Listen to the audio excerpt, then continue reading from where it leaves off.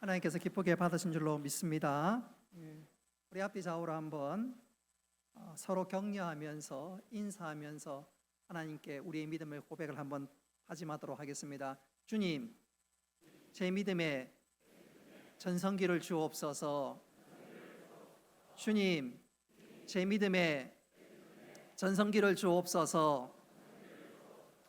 날마다 믿음의 전성기를 구가하는 우리 모두가 되기를 주님의 이름으로 축복합니다. 어제 배경남 장로님의 둘째 아들 배성준 군의 결혼 예배가 해운대에서 있었지요. 어제 해운대로 가는 도중에 제가 깜짝 놀랐습니다. 해운대 다다를 즈음에 보니까 저 앞에 차가 한 대 고장이 났는데 속으로 참 이 무더운 날 고생이다 싶어서 아무 생각 없이 가는 중간에 저 사람들이 누굴까 싶어서 봤더니 제 차가 이 정도 오고 옆을 이렇게 봤거든요. 옥채석 집사님하고 최창선 집사님이 서 있는 것 아니겠습니까? 와, 이거 어떻게 하지? 결혼식장에 도착해서 장로님과 인사하고 또 신랑 신부를 축하하고 기도하고 앉아 있었지만 마음 한구석에는 아이고 저 두 분 어떻게 할까 그런 생각들이 조금 있었습니다. 물론 결혼 예배하는 동안 제가 그런 생각을 했어요. 둘째 며느리 이름이 황주은이거든요. 같은 황실에서 유난히 반가웠고 또 주은이니까 주님의 은혜다, 그래서 참 좋은 이름이다 그렇게 생각을 했어요. 맏며느리 이름은 주영이거든요. 신주영. 그래서 큰 며느리는 주께 영광, 야 진짜 며느리 잘 얻었다 그런 생각을 하면서도 마음 한구석에는 창선이하고 재석이는 어떻게 됐을까 그런 마음이 속으로 들었습니다. 근데 예식 마칠 쯤에 두 분이 오신 것 아니겠어요? 얼마나 제 마음에 감사하고 좋은지 평소 때보다 두 분이 더 귀하고 더 사랑스럽고 더 좋더라고요. 제가 왜 이런 말씀을 드리냐면 하나님께서 한 주간 어떻게 살았든 상관없이 이 자리에 나올 때 하나님 기뻐하실 줄 믿으시기를 바랍니다. 그리고 주의 종을 통해서 주시는 말씀으로 여러분의 심령에 꼴을 먹이고 또 그 영혼을 소생케 하며 은혜 주실 건데, 오늘 이 시간 그런 은혜의 복된 주인공 되시기를 주님의 이름으로 축복합니다. 이제부터 말씀을 좀 전하도록 하겠습니다. 초신자가 신앙생활을 하면 저분이 어떻게 하면 믿음이 잘 자랄 수 있을까 목회자들은 고민하고 또 생각하게 되는데, 많은 경우 그분의 믿음이 잘 자랄 수 있도록 성경을 읽도록 지도합니다. 그러면서 특별히 요한복음을 읽도록 장려합니다. 거기는 몇 가지 이유가 있는데 가장 중요한 이유 중에 하나는 요한복음은 예수님이 누구신가를 잘 소개하고 묘사하고 있습니다. 특별히 요한복음은 두 가지 방법, 두 가지 시각에서 예수님이 어떤 분인가를 소개하고 가르쳐 주시는데, 첫째는 요한복음은 예수님께서 일으키신 기적, 표적을 통해서 예수님이 어떤 분인가를 우리들에게 소개합니다. 또 하나는 예수님은 당신이 직접 하신 말씀, 나는 누구인가?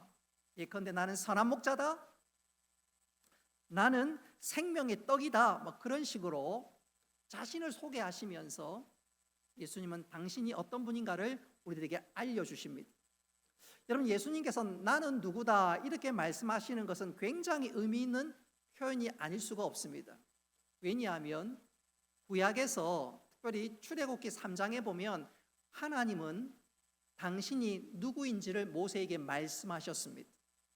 하나님은 당신을 여호와라고 말씀하시면서 나는 스스로 있는 자니라 그랬습니다. 여러분, 나는 스스로 있다는 말은 영어로 표현한다면 I am who I am, 나는 나다 그 말입니다. 나는 나다, 다른 거 설명할 거 없고 나는 나다. 하나님은 구약에서 그렇게 말씀하셨습니다. 그 하나님께서는 신약에 이르러서 성부 하나님은 성자 예수님을 통해서 당신을 보다 구체적으로 말씀하시는데, 신약에서 나는 나다를 헬라어로 에고 에이미 그럼 신약에서도 나는 나다 그러면서 오늘 예수님께서는 하나님이 어떤 분인지 당신을 통해서 설명하는데 나는 나다 그거를 신약에서는 나는 생명의 떡이다, 나는 빛이다, 나는 생명이요 부활이다, 나는 포도나무다 등등 7번에 걸쳐서 예수님은 자신이 어떤 분인지를 말씀합니다. 그 말은 하나님의 속성이 어떤 것인가를 보여주는 것이지요. 자, 그런 가운데 오늘 읽었던 말씀 요한복음 10장에서는 예수님은 자기 자신을 가르쳐서 한번 따라합시다. 나는 선한 목자입니다. 나는 선한 목자가 된다고 말씀하십니다. 목축에 조금 낯설은 우리들에게 있어서 목자다 그런 말은 좀 생소할 수가 있습니다. 그 느낌이 잘 오지가 않습니다. 다만 애완동물을 키우는 분들은 나는 목자다, 나는 양을 지키는 목자고 키우는 목자다 그 의미를 조금이라도 느낄 수 있습니다. 그러나 개 이름을 짓는데 초복이, 중복이, 말복이 그렇게 짓는 분들은 이거 전혀 이해할 수가 없지요. 우리 교회 성도는 개를 키우는데 여름에 비상식량으로 키웠다는 말이 있는데 정확하게는 잘 모르겠습니다. 어쨌든 목자라는 말이 우리들에게 생소하고 낯설 수가 있지만 이스라엘 백성들에게 있어서 또 유대인들에게 있어서 양과 목자는 우리가 생각하는 것과는 엄청난 차이가 있습니다. 목자와 양은 서로 사랑하고 아끼는 관계이기 때문에 그렇습니다. 그러니까 목자와 양 이것은 유대인들에게 너무너무 은혜스럽고 감격스러운 말씀이 아닐 수가 없지요. 자, 그런 거로 오늘 이 시간 주님께서 우리의 선한 목자가 되신다, 이 말씀 역시 우리에게 은혜의 말씀이 되기를 원하고, 특별히 선한 목자 되시는 주님은 양을 어떻게 다루시고 뿐만 아니라 양을 어떻게 대하시는지 한번 살펴보면서 유대인들이 누리는 양과 목자의 그 깊은 관계와 의미를 우리도 깨닫고 다시 한번 감사할 수 있는 우리 모두가 될 수 있기를 주님의 이름으로 축복합니다.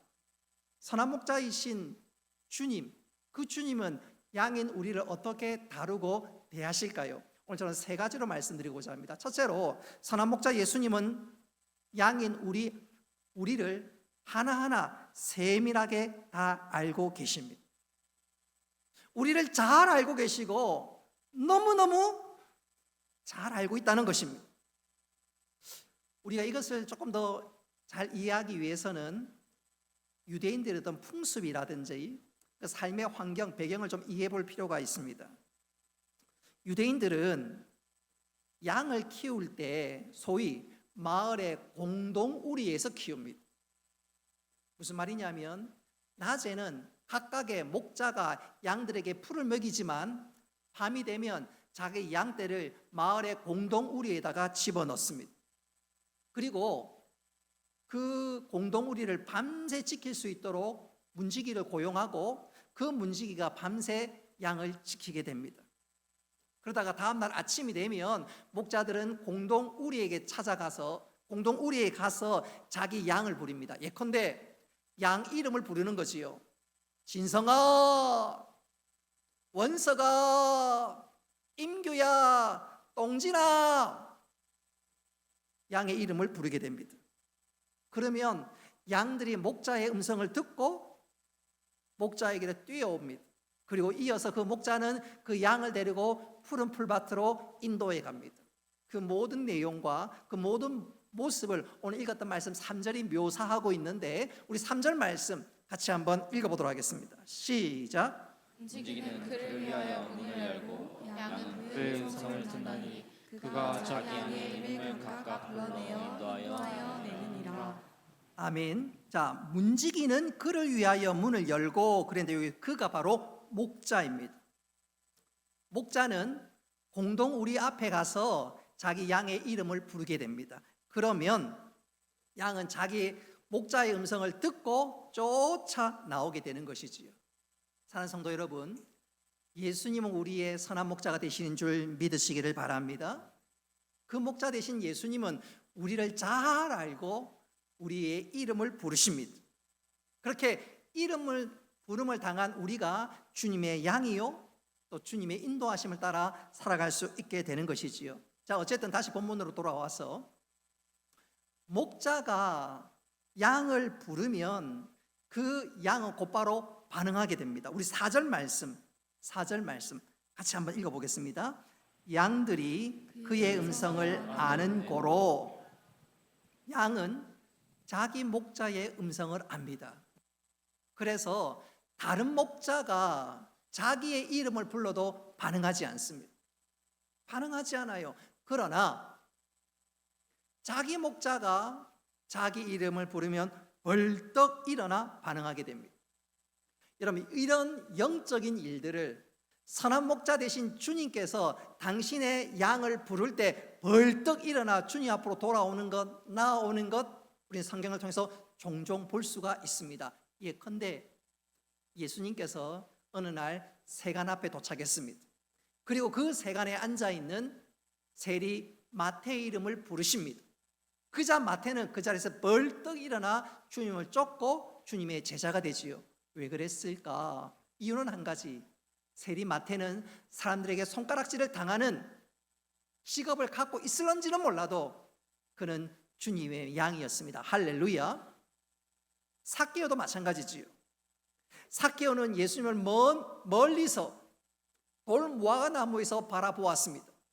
근데 어떻게 된 일인지 예수님께 그에게 가까이 다가와 말씀하십니다.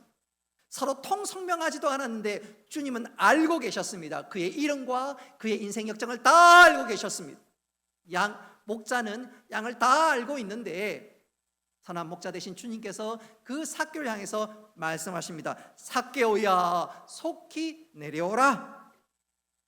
주님의 양이었던 삭개오, 그는 곧바로 반응하고 기쁨으로 주님을 초대하게 되지요. 자기 집으로 말입니다. 여러분, 목자와 양의 관계는 언제나 이렇습니다. 목자는 부르고 양은 기쁨으로 반응하게 됩니다. 이런 이유로, 이런 연고로 우리 스스로가 내가 구원의 확신이 왔다 갈다 할 때, 구원의 의문이 들 때 내가 진짜 주님의 사랑받는 아들인지 딸인지 양인지 확인하는 방법이 있습니다. 예컨대 주님이 부르실 때 여러분 마음에 기쁨이 있다면, 말씀을 들을 때 내 마음에 기쁨이 있다면 그것은 내가 주님의 양이기 때문에 그런 줄 믿으시기를 바랍니다. 주일날 교회를 가려고 하는데 내 마음에 기쁨이 넘치고 감사가 넘치고 오늘 하나님께서 목사님 통해서 주신 말씀이 뭘까 기대가 된다면 그건 우연히 그런 것이 아니라 내가 주님의 양이기 때문에 그런 줄 믿으시기를 바랍니다. 그렇게 주님은 우리를 부르시고 우리는 주님께 반응하게 되는 것이지요. 목자 되신 주님은 우리를 그냥 한번 불러보는 게 아닙니다. 그냥 한번 아무개야 부르는 것이 아닙니다. 부르시는 이유가 있지요. 양을 푸른 풀밭으로 인도하기 위함입니다. 꼴을 먹이기 위함입니다. 그리고 그렇게 주님의 양인 우리가 주님께 반응하고 주님께서 예비하신 꼴, 말씀의 꼴을 먹을 때 우리의 심령이, 우리의 영혼이 소생케 되는 줄 믿으시기를 바랍니다. 그러니까 여러분, 말씀 들을 때 딴짓하면 안 돼요. 말씀 들을 때 딴 생각해서는 안 됩니다.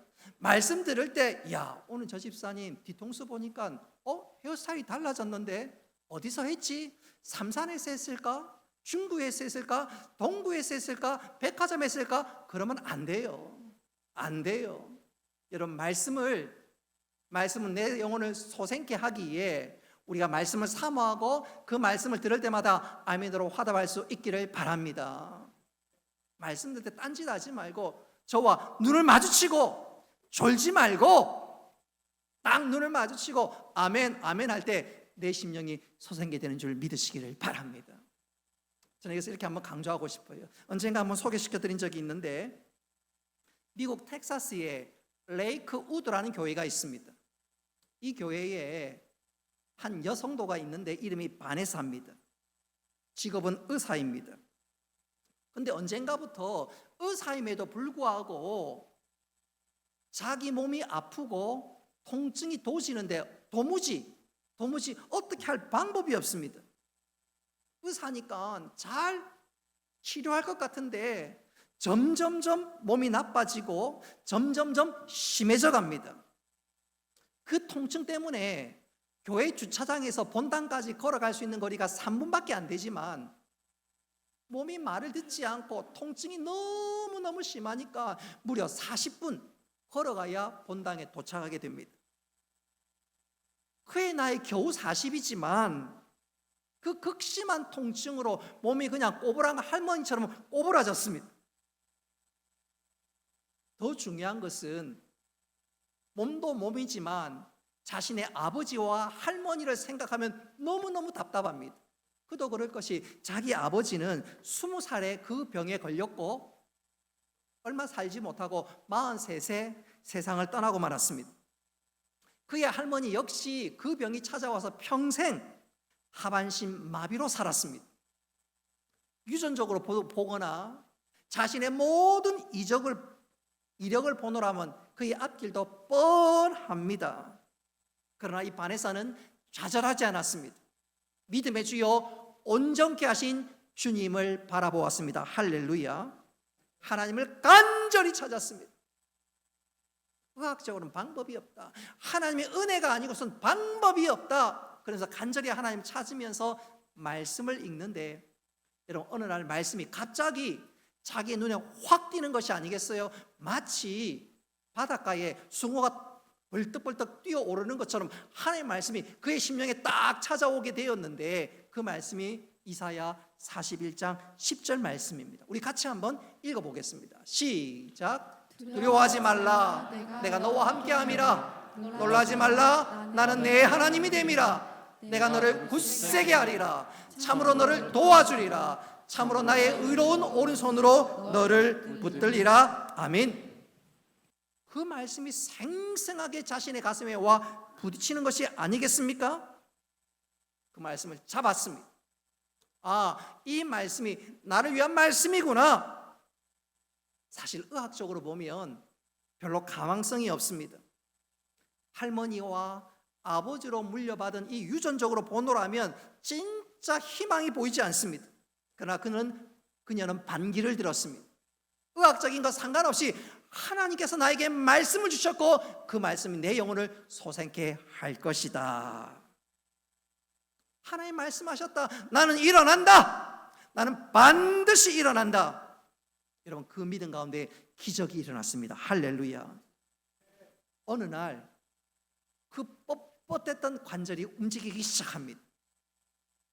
몸도 조금씩 가벼워지기 시작했습니다. 얼마나 시간이 지났을까요? 그 이후에 그의 몸이 정상으로 완전히 돌아왔습니다.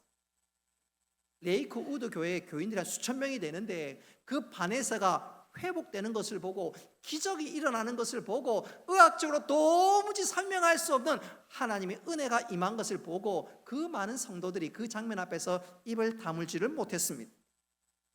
사랑하는 성도 여러분, 바네사가 왜 회복될 수 있었을까요? 하나님의 말씀을 붙잡았기 때문인 줄 믿으시기를 바랍니다. 말씀의 꼴을 먹었기 때문인 줄 믿으시기를 바랍니다. 그렇습니다. 주님께서 매주 말씀의 꼴을 목사를 통해서 먹이십니다. 여러분 이 말씀을 그냥 흘려보내지 마시기를 바랍니다. 말씀의 꼴은 우리의 영혼을 소생케 하고 말씀의 꼴은 우리를 새롭게 하는 줄 믿으시기를 바랍니다. 옆 사람 한번 쳐다보세요. 혹시 졸고 있나요? 그럼 망하는 길입니다. 여러분 낭떠러지에서 추운 겨울에 낭떠러지에 매달려 있으면 졸면 죽지요. 여러분 예배 시간도 마찬가지입니다. 졸면 죽습니다. 눈을 부릅뜨고 말씀을 받을 때마다 아멘, 아멘, 아멘. 네, 집사님 잘했습니다.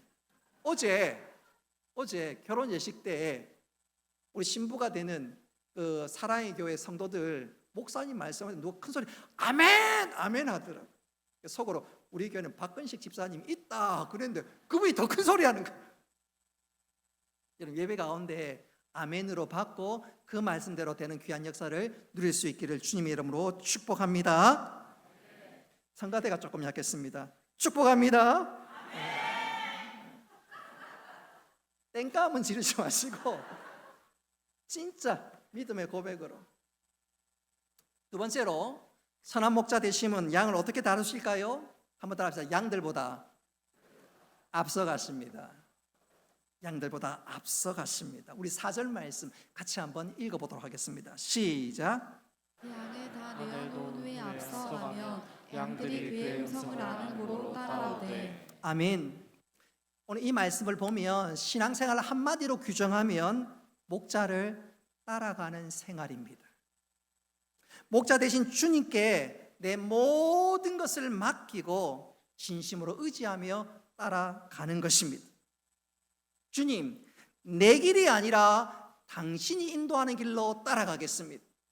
주님, 내 뜻이 아니라 당신의 뜻대로 내가 따라가겠습니다. 여러분, 이것이 우리에게 필요한 믿음의 고백이요 다짐인 줄 믿으시기를 바랍니다. 이와 관련해서 어떤 믿음 좋은 분이 이런 간증을 한 적이 있습니다. 굉장히 의미 있는 고백인데 한번 잘 들어보십시오. 내가 기도하다가 내 기도대로 이루어지면 마음이 불안합니다. 그런데 내 기도대로 이루어지지 않을 때 오히려 마음이 평안합니다. 그것은 내 욕심이 아니라 하나님의 인도하심이 분명하기 때문입니다. 여러분, 그분 고백 그대로 주님의 말씀대로 따라가면 절대로 길을 잃어버리지 않고 주께서 예비하신 은혜를 누리게 될 줄 믿으시기를 바랍니다. 저는 이것을 이렇게 한번 표현해 보고 싶어요. 우리가 해여행을 갔는데, 그것도 패키지로 여행을 갔는데 만에 하나 우리를 인도하는 가이드가 초행길이라면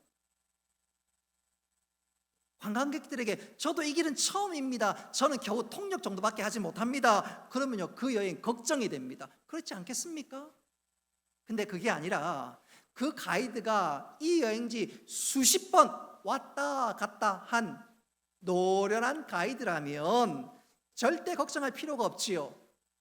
문제가 생겨도 염려하지 않고 더 생각지도 못했던 코스로, 더 알맞는 장소로 인도하니까 기대가 크겠지요.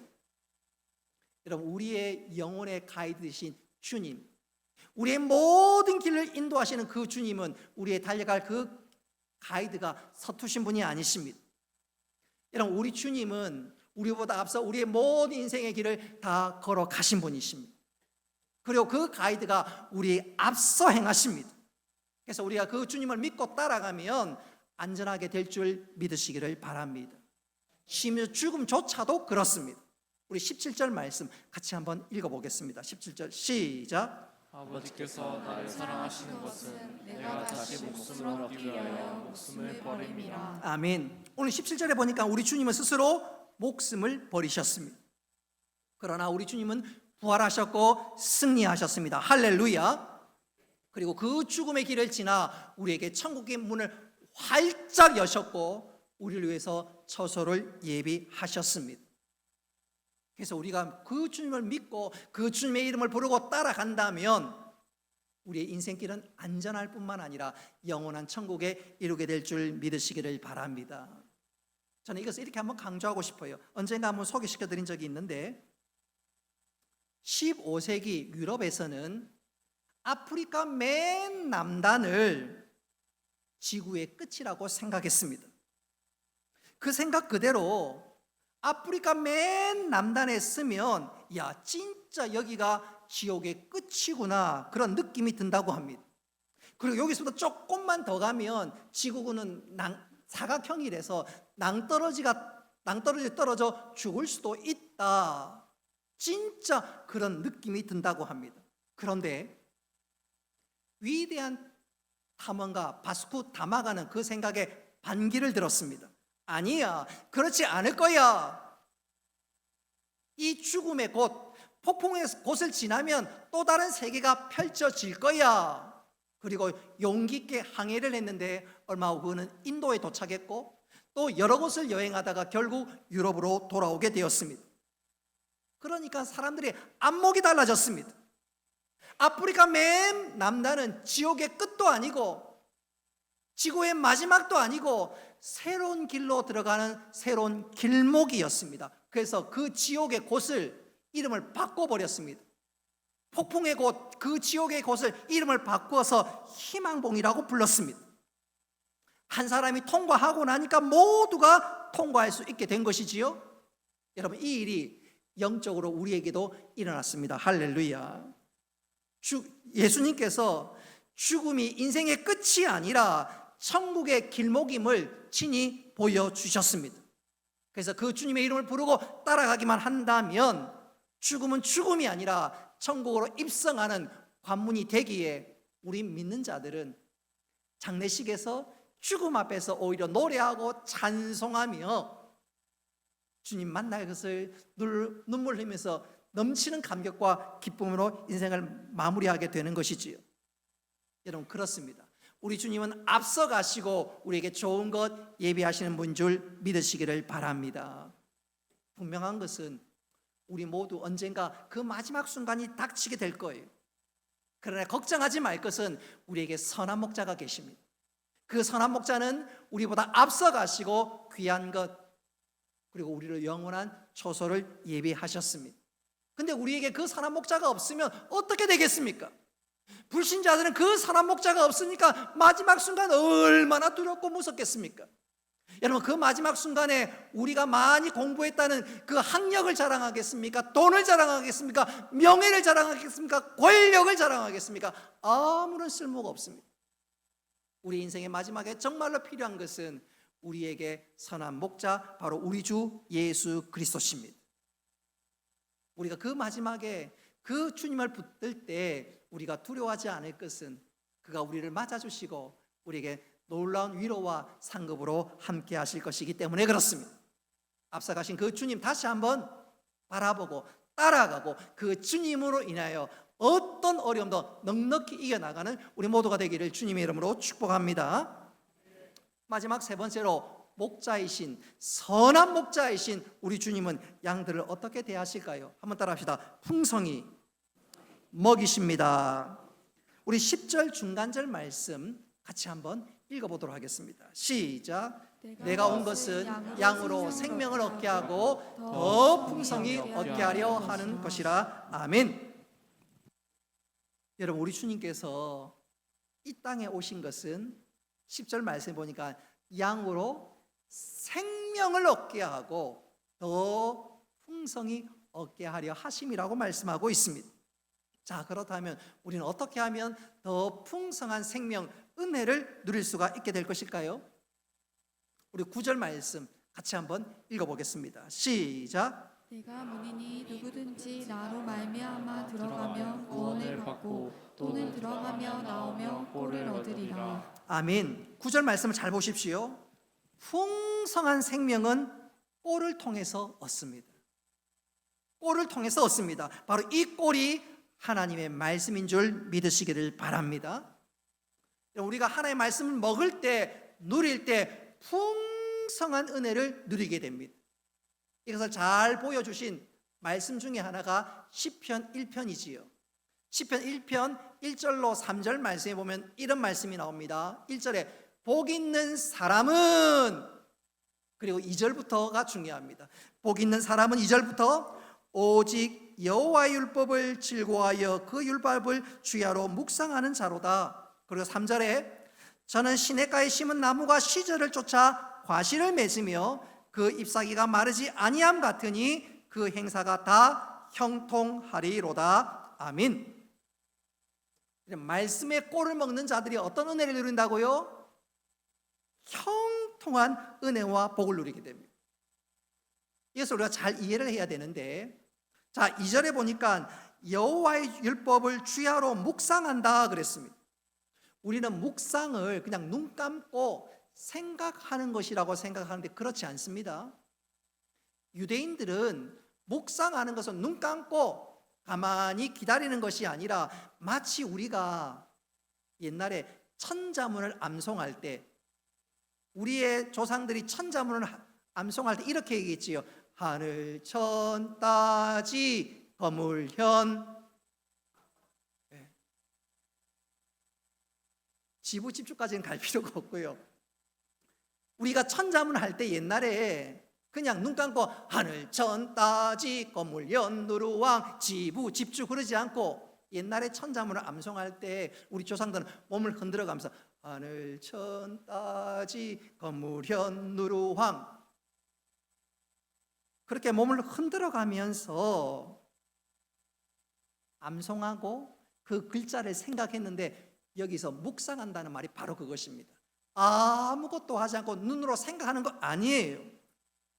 말씀을 심취하면서 그 말씀을 하나하나 잘게 씹어가면서 그 말씀의 의미가 무엇인지 깨달아 갔다 그 말입니다. 그렇게 심취하고 말씀을 묵상하고 말씀의 꼴을 먹으면 그 다음 어떻게 되느냐, 어떤 복이 임하느냐, 우리 3절 말씀 같이 한번 읽어보겠습니다. 시작. 저는 시냇가에 심은 나무가 시절을 쫓아 과실을 맺으며 그 잎사귀가 마르지 아니함 같으니 그 행사가 다 형통하리로다. 아멘. 행사가 다 형통하다. 풍성한 삶, 풍성한 은혜를 누린다는 것입니다. 그렇습니다. 말씀의 꼴을 먹으면 하나님께서 그 말씀으로 어떤 것도 이길 수 있도록 도우시고 그 말씀으로 우리에게 은혜와 승리를 허락해 주십니다. 할렐루야. 그래서 우리가 말씀의 꼴을 먹어야 되고 또 그 일을 위해서 주님께서 우리를 푸른 풀밭으로 인도하시는 것입니다. 그런 거로 우리는 말씀을 사랑하고 열심히 읽고 그 말씀을 묵상해야 되는 것이지요. 저는 이것을 이렇게 강조하면서 설교를 마무리할까 합니다. 미국의 적극적 사고 방식의 저자로 알려진 노만 빈센트 필 목사님께서 언젠가 이런 간증, 이런 일화를 소개한 적이 있습니다. 목사님께서 자기 교인의 사업체에 신방을 갔습니다. 익히 소문을 듣기를 그 집사람이 소위 잘 나가고 요즘 사업이 번창한다는 소문을 듣고 찾아갔는데 한눈에 봐도 전도 유망한 회사임을 알 수 있었습니다. 그 집사님이 회사 이것저것 다 구경시켜주고 맨 마지막에 자신의 방 사장실로 인도했습니다. 들어가 보니까 그 사무실의 집기도 실내도 인테리어도 과연 으리으리했습니다. 그러나 목사님은 그런 것보다 유난히 그 사장실에 책상 위에 있는 성경에 눈이 갔습니다. 근데 그 성경은 다른 집기와는 좀 달랐습니다. 다른 집기는 깨끗하고 화려한데 그 성경책은 많이 낡아 있었기 때문에 그렇습니다. 목사님께서 그거 보고 그 집사님에게 입을 열었습니다. 한마디 했습니다. 집사님, 회사와 집사님의 사무실의 모든 집규는 다 1륜인데 성경은 3륜이에요. 성경이 낡았다 그 말이지. 그 집사님께서 그 얘기를 듣고 당황하는 빛이 전혀 없이 오히려 목사님, 이 성경이 내가 가장 아끼는 자산 1호라 그러면서 이런 이야기를 합니다. 목사님, 성경은 언제나 저에게 놀라운 영광과 아이디어를 불러일으킵니다. 그리고 저를 붙들어 줍니다. 또한 성경은 저에게 용기와 소망을 줍니다. 그래서 무엇보다 회사를 일으킨 1등 공신이 성경이요, 첨단 핵심 시설 역시 성경입니다. 말씀대로 사니까 하나님께서 그의 영혼을 소생시켜 주셨을 뿐만 아니라 말씀대로 사니까 하나님께서 가장 좋은 길로 인도하시고 복된 자리에 불러주셨다는 것이지요. 사랑하는 성도 여러분, 이 생명의 꼴을 우리 모두 가까이 할 수 있기를 바랍니다.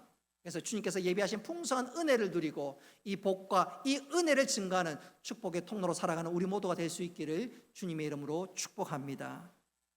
말씀을 맺도록 하겠습니다. 여러분, 우리 인생길에 선한 목자가 계십니다. 누구지요? 우리 주 예수 그리스도십니다. 그 예수님이 우리에게 선한 목자 된다는 사실이 얼마나 감사한 일인지요. 선한 목자는 첫째로 우리의 모든 형편을 세밀하게 다 알고 계십니다. 그리고 우리가 어느 길로 가야 될는지 가장 잘 아시고 우리를 인도하십니다. 그리고 그곳에서 우리에게 풍성한 꼴로 먹여주십니다. 은혜 중에 은혜가 아닐 수 없지요. 바라기는 이 주님만을 사랑할 수 있기를 바랍니다. 이 주님만 믿고 따라갈 수 있기를 바랍니다. 그리고 이 좋으신 이 주님을 증거하고 자랑하고 높이는 우리 모두가 되고 이 25년 마지막까지 잘 경주해 나가는 우리 모두가 되기를 주님의 이름으로 축복합니다.